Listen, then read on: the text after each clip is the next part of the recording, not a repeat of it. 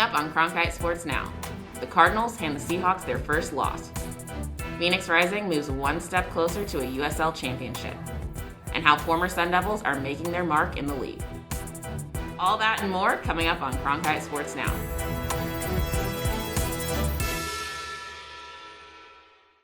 Hello everybody and welcome to Cronkite Sports Now. My name is Tiara Rose. We have plenty to get to today, but we're going to start with the hottest team in the desert. The Cardinals' 37-34 overtime win last night versus the Seahawks had it all. Reed Harmon and Rachel Phillips take us through it in today's Cardinals Corner. Defenses have to pick their poison when Kyler Murray is on the field.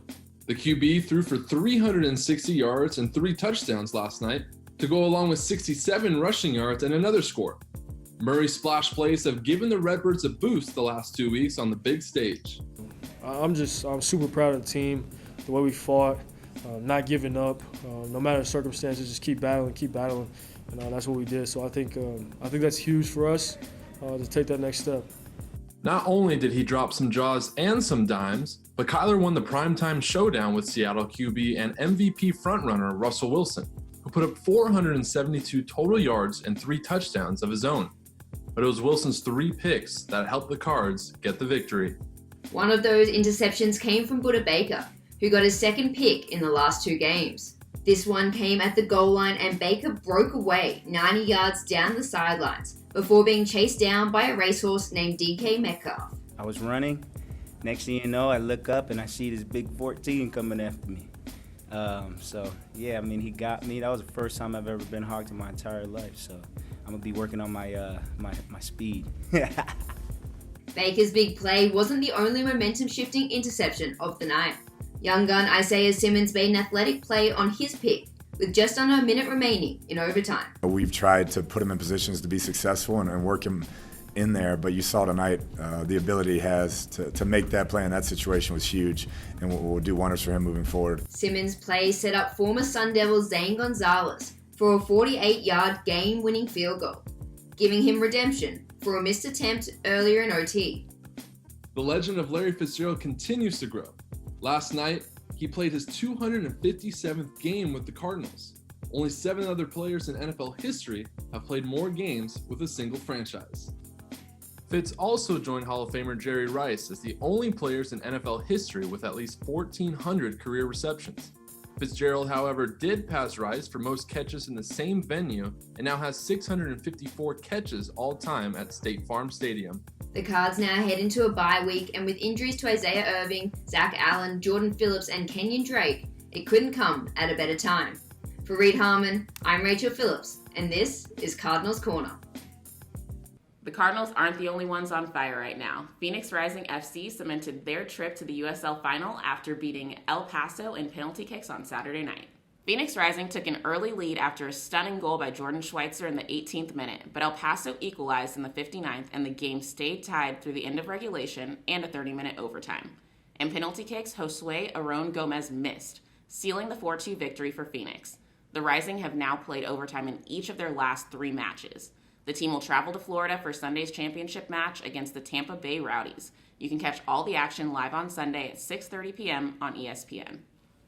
It isn't all good news for you today, though. There's trouble down in Tucson after the University of Arizona has received 9 allegations against its basketball program. 5 of the 9 are Level 1 allegations, Level 1 being the most serious. 3 of the charges include lack of institutional control, failure by the university to monitor, and lack of head coach control against Sean Miller. Arizona has 90 days to respond to the allegations by the NCAA. Now to some good basketball news. Former Phoenix Suns star Charles Barkley is giving back in the Valley.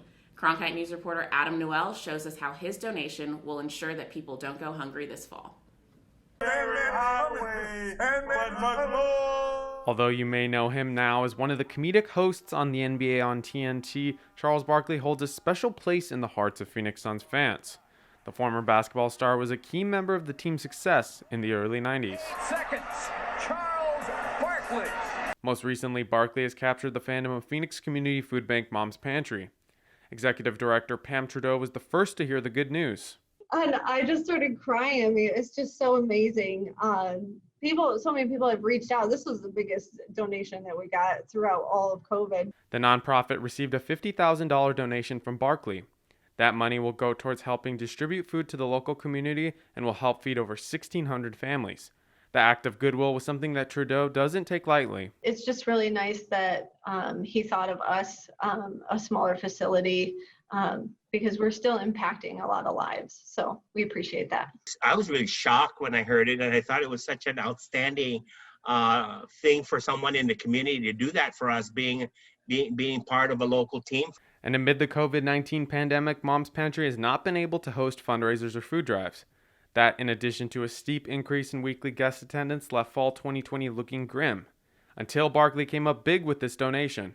It was kind of scary because everybody's working from home. Who's going to host a food drive?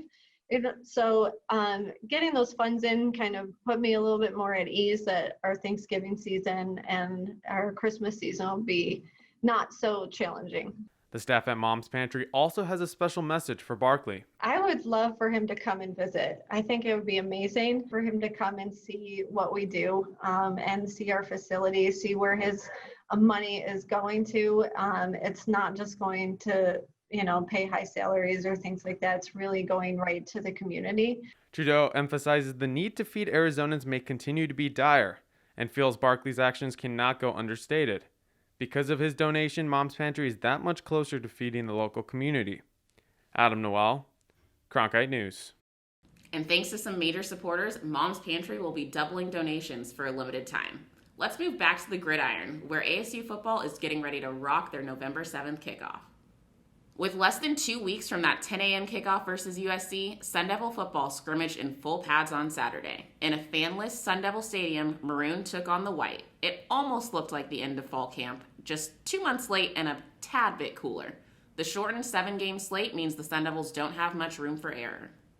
There's a lot of talent on the South. I feel like the South is wide open. Anybody can win it. You got talent here.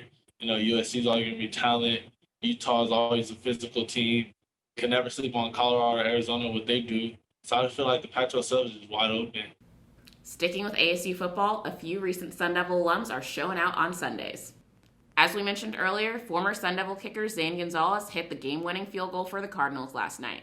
On the other side of the country, 2 former Sun Devil first-round picks went head-to-head yesterday. N'Keal Harry and the Patriots were pummeled by the 49ers 33-6.